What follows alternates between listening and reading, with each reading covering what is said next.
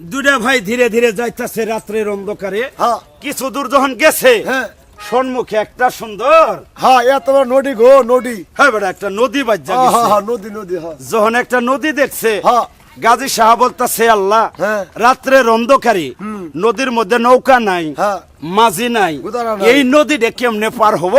আমরা দুইটা ভাই উপারে চলে যাব।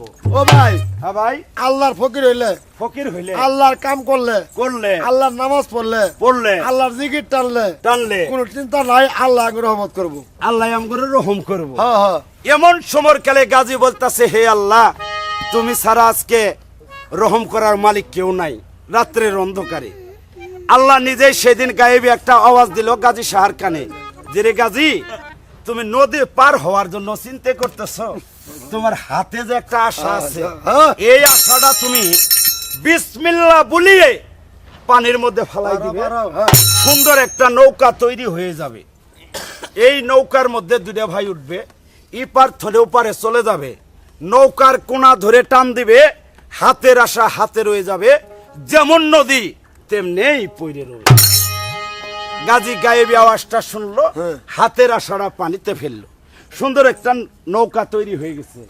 দুইটা ভাই নৌকার মধ্যে উঠলো, এপার থলে ওপারে চলে গেছে, নৌকার কোনা না ধরে যখন টান দিচ্ছে, এই যে হাতের আশা হাতে রয়ে গেছে, যেমন নদী তেমন পইরে গেছে। কার কারণে জোরে? আল্লাহর কুদরতির ও জন্য। আচ্ছা আচ্ছা এমন সময় কালে ধীরে ধীরে ডাক দিয়ে বলতেছে, বড় ভাই, ও এই যে দেখো আমরা আশা যে দিয়েছে আমারে, হ্যাঁ। এই আশার কি গুণ, হ্যাঁ। আল্লাহ ক্ষমতা দেখাই দিল আমার। হ্যাঁ বাহ বাবা তাই কি কয়, ওরে গাহাতিরা সাহা লইলাম হাতে, ধীরে ধীরে যাব জঙ্গলাতে, ওয়ো ভাইও যাব আমরা ফকিরি করতে। ও রে আই কইলো না ভাই গো বেশি দেরি, চলো ভাই গো তারা তাড়াতাড়ি, বিদেশে যাইয়া দুই ভাই করবো ওরে হাতে আমার শ্বশুর চুলা, কান্দে আমার ভিকার ঝোলা, ভিক্ষা করতে যাইতে হবে পাহাড় পাহাড়া। দিলাম দুই ভাই বাসা ছেড়ে, চলছি ভাই গো রাত্র নিশিকালে, বিদেশেতে যাইতাছি ভাই গো রাজবাড়ি ছেড়ে। সুন্দর করে ধীরে ধীরে রাগ রাগ করতে করতে দুইটা ভাই সুন্দরবন পাহাড়ে গেছে। হ্যাঁ। পূবের বেলা উদয় হয়েছে, হ্যাঁ। এই যে সুন্দর বেলাটা উঠতেছে, হ্যাঁ। দুইটা ভাই সুন্দরবন পাহাড়ে না যায়, ও ভাই ভাই ভাই ভাই ওই তোর বাহারা তোর বাহারা তোর বাহারা তোর বাহারা। বাহেরে না বাঘের দোলে না। ও ভাই আমি ডক্টর হইতাছি। ওই সুন্দরবন পাহাড়ে ছিল ৯,৯৯৯ বাঘ। হ্যাঁ বাপ এই বাঘের দলে যখন দেখছে কালো গাজী আসছে এই হ্যাঁ। জঙ্গলার মধ্যে, তাই তো। সমস্ত বাঘ কিন্তু দৌড়াই আসতেছে। যখন দৌড়াই আসছে, হ্যাঁ। কালো গাজী বসলো গাছের গোড়াতে, গাজিয়ে বলতেছে, বড় ভাই, ও যদি আসলে আমরা আল্লাহর ফকির হয়ে থাকি, আল্লাহর ধ্যানে চলে থাকি, তাইলে আমরা বাঘেও খাইতো না। সুন্দর করে গাছের গোড়ায় বসলো, ওই জঙ্গলার যে বাঘ যতগুলি ছিল, আহ। ৯,৯৯৯ বাঘ বাহ দৌড়াই আসতেছে, আর কালো গাজীর পায়ে সুন্দর করে সালাম হ্যাঁ দিতেছে। সেব দিতাছে গাতা আছে, সেব দিতাছে গাতা আছে, সেব দিতাছে গাতা আছে। সেব দিতাছে গেতাছে, সালাম দিতাছে ও আর যাইতাছে। সাব- সুন্দর করে এইভাবে যখন যাইতাছে, হ্যাঁ এমন সময়কালে পরিস্থান মূল্যকের কয়েক হাজার পরী, হ্যাঁ পেরপেরি এই পরীরেও কিন্তু ভাই ওই গাজী সাহার কাছে আসছে। বাহ তাই গাজী সাহা সর্বপ্রথম হ্যাঁ। সুন্দরবন পাহাড়ে হ্যাঁ ৯,৯৯৯ বাঘকে মুরিদ করলো। হ্যাঁ মুড়ি কিনা খাওয়াইলো। মুরিদ করলো, আচ্ছা। পরিস্থান মল্লুকের কয়েক হাজার পরীকেও হ্যাঁ মুরিদ করলো। বাহ থাকলো কিন্তু কথা এখানে, হ্যাঁ। উবের বেলা কিন্তু যাইতেই আছে। হ্যাঁ। রাগ রাগ করতে করতে জোহরে নামাজের আওজানের টাইম হয়েছে। যেই জোহরে নামাজের আওজান যেটা শুনছে, হ্যাঁ গাজী সাহা কয় কালো সাহার কাছে, বড় ভাই, হ্যাঁ এই যে জোহরের নামাজের আওয়াজ দিছে, হ্যাঁ আজকে তো জঙ্গলের মধ্যে মসজিদ নাই। এই, হ্যাঁ ভাই, ও তাহলে তুমি আর আমি মিললে হ্যাঁ। দুইজনে কিন্তু আজকে জামাতে নামাজ পড়বো সুন্দরবন পাহাড়।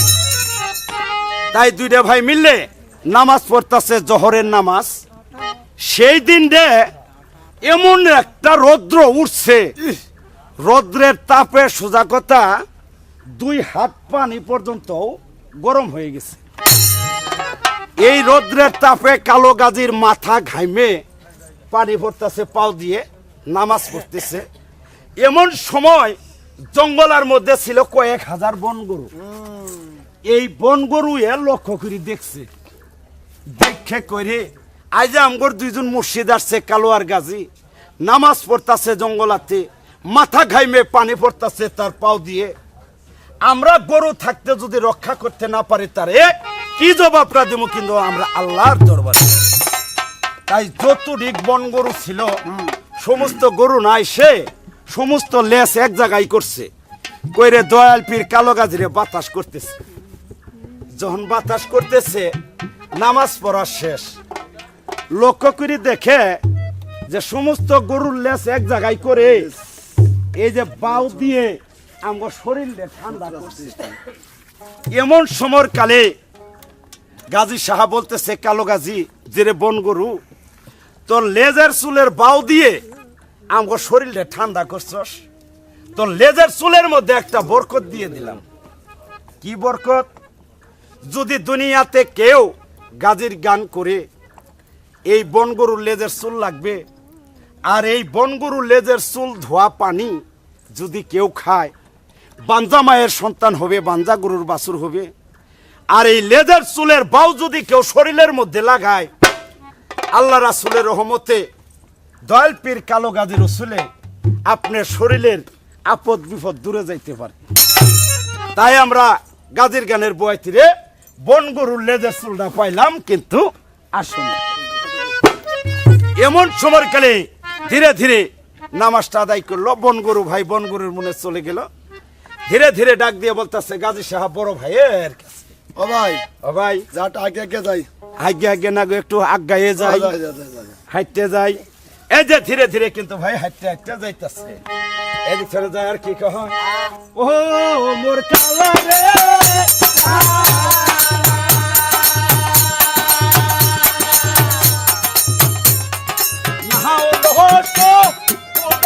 ঘাটে পুরুষ নষ্ট কালা হাতে গো বাজারে আমি নারী নষ্ট।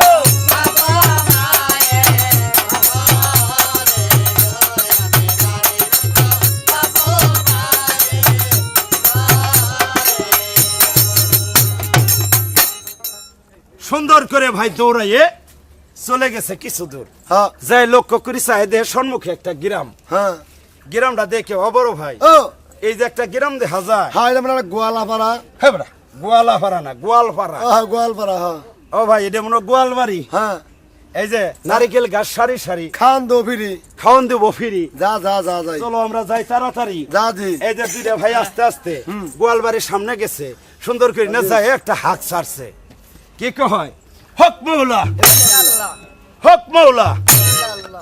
এমন সময় মোহাম্মদ রাসূলুল্লাহ দূর করেন মাল্লা আছেন গো মায়া ছাগলরা, হ্যাঁ বেটা মা সকলেরা, ও মা ছাগলরা, হ্যাঁ একটা টা আটা দেখেন হাসাই বইরা এরে দিলা 14 গোষ্ঠী লইয়া যামো বেহেশতে, একটা টাকা ফকিরা এরে না দিলে 14 গোষ্ঠী লইয়া যামো দুজকে।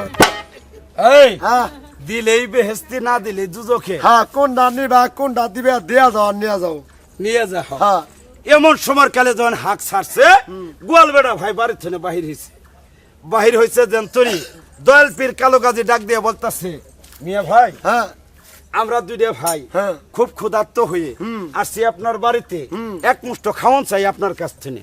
এবারে ওই হ্যাঁ খাওয়ান পরে আচ্ছা, তোরা যাতে কি আমরা যাতে হ্যাঁ আমরা যাতে হলাম মুসলমান ফকির। দড়ি ফল দড়ি ফল এই বেটা দড়ি ফল না হরি বল হরি বল। হরি বল হরি বল। হ্যাঁ এ বেটা ওই হ্যাঁ যেই মুসলমান নাম শুনলে হ্যাঁ আমি 7 দিন বন্ধ আগি না, আচ্ছা 3 দিন না আগে হচ্ছি না, হ্যাঁ আর তোর খানা দেবো। তাই নাই হ্যাঁ ভাই, হিন্দু আর মুসলমান কোনো ভেদার ভেদ নাই। হ্যাঁ খুব ক্ষুধার্ত হয়ে হ্যাঁ। আসছি আপনার বাড়িতে, হ্যাঁ। এক মুষ্ট খাওয়ান চাই আমরা। দা বেটা যাবে নাকি বাড়ি বাড়ি কবর হলা লাগা। যে ভাই খাওয়ানটা চাইছে গোয়াল বেড়ার আগে এই যে গাছে সার ঘাড়ে না ধরি একটা ধাক্কা মারছে, জেন্তুরি ধাক্কা মারছে। হ্যাঁ কালো সাহা কইরে গোয়াল হ্যাঁ খাওয়ান দিলে দিবি, না দিলে না দিবি। তাই তো তুই আমার ভাইয়ের ঘাড়ো ধরে ধাক্কা মারলি কি? আমার শরীর তো কালাইতেছে না। শৈলে তো কুলাইতাছে না। তো নাটি ডার বাইরে। এই কালো সাহা কই দিহি তো একটু ধ্যান করি, হ্যাঁ একটু ধ্যান করি দেহে হ্যাঁ গোয়াল বেড়ার কি সম্পদ আছে। গোয়াল বেড়ার সম্পদের মধ্যে 13টা গাবি। হ্যাঁ এই 13টা গাবির দুধ দোয়ায়, হ্যাঁ দুধ বেছে দই বেছে, আরো গুবেছে। হ্যাঁ বেটা ঘিউ ও বেছে, গিউ গিউ গিউ। এডি দিয়ে তার সংসারটা চলে। সম্পদের মধ্যে 13টা গাবি। হ্যাঁ কালো শাহ বলেছিল, হে আল্লাহ, দুনিয়াতে যদি কিছু একটু কেরামতি না দেখায়, বেড়ারা পীর মসজিদ বিষ খাইতো না। পীর মসজিদকে বিশ্বাস করতো না। হ্যাঁ বিশ্বাস করতো না। হ্যাঁ তাই সাথে সাথে কালু শাহ বলেছিল, এই 13টা গাবু যেন মৃত্যু হয়ে যায়। কালু শাহ কইতে দেরি, হ্যাঁ। গোয়াল বেড়ার গাবি মৃত্যু হইতে দেরি না হয় না গরুগুলা পড়তাছে আর ঢাকা মিরপুর যাইতাছে। হ্যাঁ বেটা, মিরপুর যায় না, ও হ্যাঁ মৃত্যু হইতাছে। হইতাছে। এইভাবে যখন ভাই মৃত্যু হইছে, হ্যাঁ। এই হ্যাঁ দয়াল পীর কালো গাজী চলে গেছে সুন্দরবন পাহাড়ে। হুম এই বেটা ও এদিক থেকে গোয়াল নেই, গোয়াল ঘরে গেছে।